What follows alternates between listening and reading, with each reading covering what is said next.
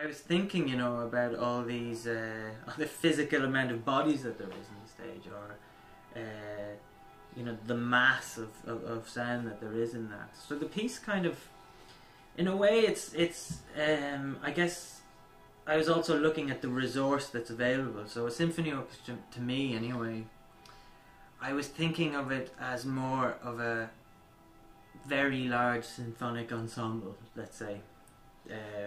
To borrow a phrase off a contemporary mine, and I think that it's for me. So I wasn't so interested in those kind of traditional balance roles. So, for instance, I have in the piece there's 8 double basses in the piece, but they're positioned at the back of the orchestra like a kind of like a chorus, and they act like a chorus, like a choir. And they kind of lead things throughout the piece, and I guess it's a very, you know, this very physical presence that these 8 double basses have at the back of the orchestra. And then some of the players are off stage as well, so there's a suggestion of people being in different places than they normally are on the orchestra stage, and sounds coming from, and I guess it's I mean, I suppose it's a spatial piece on one level as well, that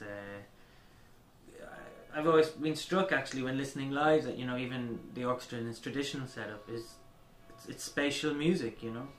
I'm always struck by how far away winds sound and how close things up front sound, and I was really interested by that, and the idea of physical bodies actually came from an experience I had when I was in China last year.